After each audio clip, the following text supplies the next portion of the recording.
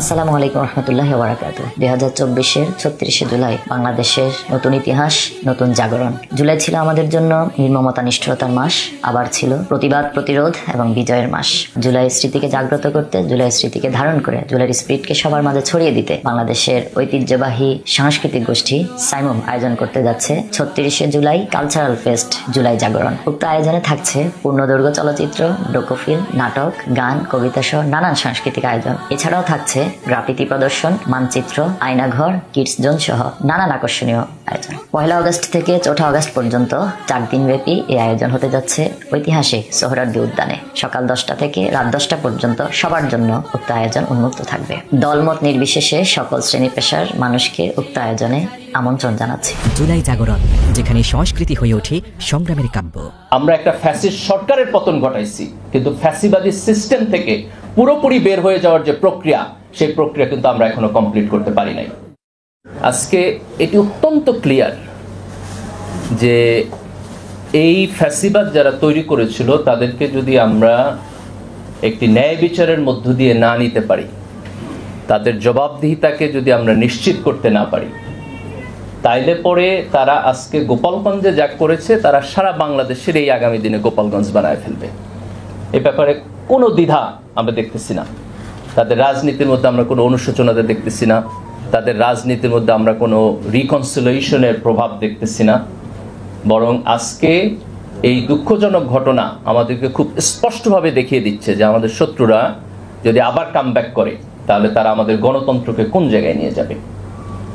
এবং এই ফ্যাসিবাদী শাসন যে শুধুমাত্র আওয়ামী লীগের একটা রাজনৈতিক প্রজেক্ট ছিল তা না, তার পাশাপাশি আমাদের সমাজের বিভিন্ন অংশ এটাকে সাপোর্ট করেছে। গণমাধ্যমের ভূমিকা অত্যন্ত লজ্জাজনক ছিল। এবং আজকে দেখেন, আমি একটা পত্রিকার থেকে হেডিং পড়ে শোনাচ্ছি আপনাদেরকে। আমি কোন পত্রিকা বলতেছি না। তারা লিখছে যে গোপালগঞ্জে সমাবেশ শেষে এনসিপির নেতাকর্মীদের ঘিরে হামলা, 144 ধারা জারি। এই সেন্টেন্সের মধ্যে কোনো সাবজেক্ট নাই, কোনো কর্তা নাই, ভাববাচ্য যে something is happen, passive voice. কেন কর্তা নাই? তার কারণ হলো এর যে কর্তা তাকে সে আড়াল করতে চায়, তার দায় দায়িত্বকে সে স্পষ্টভাবে বলতে চায় না। এই আড়াল করার মধ্য দিয়েই গত 16 বছরে এই দেশে মূলত একটা ফ্যাসিবাদ তৈরি হয়েছে। তো ফ্যাসিস্টদের প্ল্যান তো ক্লিয়ার। তারা আমাদেরকে গণতন্ত্র দিবে না, তারা আমাদেরকে স্বাধীনতা দিবে না। আমি যদি আমার গণতন্ত্র এবং স্বাধীনতা চাই তাহলে তারা আমারে গুলি করে মারবে, তারা আমার রাজনৈতিক প্রোগ্রামে আগুন জ্বালায় দিবে।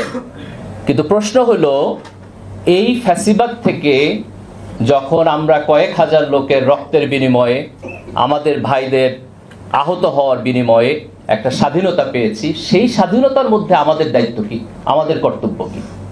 আমরা কি এটা চেয়েছিলাম যে 1 বছর শেষ হয়ে যাবে, এখন পর্যন্ত শহীদ এবং আহতদের লিস্ট কমপ্লিট হবে না, তাদের সরকারের পক্ষ থেকে যে কম্পেনসেশন দেওয়ার কথা সেটা শেষ হবে না, বিচার প্রক্রিয়া একটা সার্টেন লেভেল পর্যন্ত অগ্রসর হচ্ছে না, এবং যে রাজনৈতিক দলগুলো এই ফ্যাসিস্টের বিপক্ষে এই সংগ্রামে আমাদের পার্ট ছিল, আজকে আমরা সেই রাজনৈতিক দলগুলোকে দেখতেছি যে তাদের মধ্যে বিভিন্ন ধরনের অনৈক্য তৈরি হইতেছে।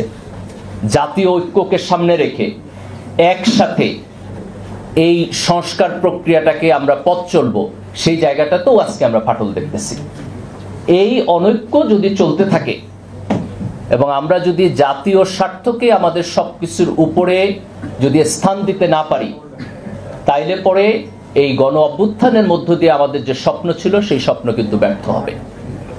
আজকে জাতির প্রত্যেক রাজনৈতিক দলকে, রাজনৈতিক দলের যারা শীর্ষ নেতৃত্ব তাদেরকে, আজকে আমাদের সিভিল সোসাইটির লোকদেরকে, আমাদের গণমাধ্যমকে খুব স্পষ্টভাবে এটা বুঝতে হবে যে এই গণ অভ্যুত্থানের মধ্য দিয়ে আমরা একটা ফ্যাসিস্ট সরকারের পতন ঘটাইছি, কিন্তু ফ্যাসিবাদী সিস্টেম থেকে পুরোপুরি বের হয়ে যাওয়ার যে প্রক্রিয়া, সেই প্রক্রিয়া কিন্তু আমরা এখনো কমপ্লিট করতে পারি নাই। এই জায়গায় আমাদের ফোকাস থাকতে হবে, এই জায়গায় আমাদের ঐক্য থাকতে হবে। আজকে দেখেন, জুলাইয়ের ঘোষণাপত্র আজকে পর্যন্ত হয় নাই। জুলাইয়ের ঘোষণাপত্রের ব্যাপারে খুব স্পষ্টভাবে ডেট দেওয়া ছিল, কিন্তু সরকার এখন পর্যন্ত সেই ডেটের মধ্যে এটা ঠিকঠাক মতো কতটুকু অগ্রসর হয়েছে সেই ইনফরমেশন আমাদের কাছে নাই। আজকে জুলাইয়ের ঘোষণাপত্র সংবিধানে যাবে কি যাবে না, এটা নিয়ে আমাদের রাজনৈতিক নেতৃবৃন্দ একমত হইতে পারতেছে না। আজকে জুলাইয়ের সনদের আগে আমাদের সংস্কার প্রস্তাব নিয়ে আলাপ আলোচনা হওয়ার কথা। আমি আজকে পত্রিকায় দেখলাম যে সংসদের উচ্চ কক্ষের যে প্রস্তাব ছিল, তো সেই উচ্চ কক্ষে পিআর পদ্ধতিতে হবে কি হবে না এটা নিয়ে মতান্তরের কারণে তারা টোটাল উচ্চ কক্ষই বাদ দেওয়ার প্রস্তাব করে ফেলছে। তো আমরা যখন হাসিনার ফ্যাসিবাদী সিস্টেম থেকে বের হচ্ছি, আমাদের দুইটা টার্গেট ছিল। একটা টার্গেট হলো যে আগে গণতন্ত্র ছিল না, গণতান্ত্রিকভাবে নির্বাচন হয় নাই, 3টা নির্বাচন হচ্ছে আপনার চুরিচামারি করে নিয়ে গেছে, তাহলে আমরা একটা সুষ্ঠু নির্বাচনী প্রক্রিয়ায় যাইতে চাই। এটা হচ্ছে আমাদের একটা ফিলসফি। আরেকটা ফিলসফি হলো যে ঠিক আছে আমরা নির্বাচনে যাব, কিন্তু নির্বাচনে যাওয়ার আগে আমরা একটু আত্মপর্যালোচনা করে দেখতে চাই যে গত 16 বছরের এই ফ্যাসিবাদের যে মেকিং, যেই কারণে এই ফ্যাসিবাদী সিস্টেম তৈরি হয়েছে, সেইটা আমরা কিছু কিছু জায়গায় পরিবর্তন করতে পারি কিনা। এটা কি এই কারণে হয়েছে যে আমাদের সংবিধানে আমরা প্রধানমন্ত্রীর সাথে বিচার বিভাগ এবং হচ্ছে সংসদের যে পাওয়ার অফ ব্যালেন্স সেটা আমাদের সংবিধানে ঠিকঠাক মতো নাই, আমরা প্রধানমন্ত্রীকে অতিরিক্ত ক্ষমতা দিয়ে ফেলছি কিনা, আমাদের নিয়োগ প্রক্রিয়াগুলো বড় বড় পদে যে নিয়োগ প্রক্রিয়া সেগুলো ফেয়ারলি হইতেছে কিনা, আমাদের জুডিশিয়ারিকে আমরা স্বাধীনভাবে রাখতে পারতেছি কিনা। তো এই জায়গাগুলোর স্ট্রাকচারাল প্রবলেমের কারণে যদি আমাদের ফ্যাসিস্ট মেকিং হয়, তাহলে নির্বাচনে যাওয়ার আগে আমাদের এই জিনিসগুলো পরিবর্তন করা দরকার। তার আমাদের খুব স্পষ্টভাবে দুইটা ফিলসফি। একটা ফিলসফি হলো এখানে নির্বাচন ছিল না, এখানে গণতন্ত্র ছিল না, আমরা নির্বাচনে যাইতে চাই, আমরা গণতন্ত্রে যাইতে চাই। দ্বিতীয়ত হলো এই গণতান্ত্রিক প্রক্রিয়ায় যাওয়ার আগে আমরা একটা স্ট্রাকচারাল রিফরমেশন করব আমাদের কনস্টিটিউশনের মধ্যে, আমাদের সিস্টেমের মধ্যে এবং আমাদের রাজনৈতিক দলগুলোর প্রক্রিয়ার মধ্যে। রাজনৈতিক দলগুলো গত ফ্যাসিস্ট সময় একটা লম্বা সময় কাউন্সিল করতে পারে নাই, তাদের আভ্যন্তরীণ নেতৃত্ব গণতান্ত্রিক প্রক্রিয়ার মধ্য দিয়ে তারা করতে পারে নাই, তাদের আয় ব্যয়ের হিসাবের অডিট ঠিক মতো করতে পারে নাই, কারণ গণতান্ত্রিক স্পেস ছিল না। তো আজকে আমরা যখন গণতান্ত্রিক স্পেসে আসছি, তখন এই প্রশ্নগুলোকে আমাদের অ্যাড্রেস করতে হবে।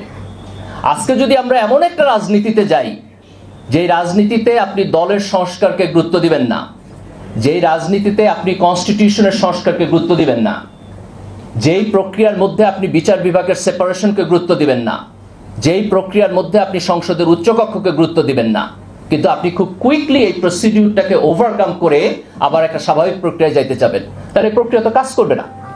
এবং এই কমিটমেন্ট যদি আমাদের না থাকে, তাহলে তো জুলাইয়ের প্রতি আমাদের কমিটমেন্ট কমে যাবে, এবং জুলাইয়ের প্রতি যদি আমাদের কমিটমেন্ট কমে যায়, তাহলে আবার একটা ফ্যাসিবাদী সরকার এবং শাসন ব্যবস্থা ফিরে আসবে।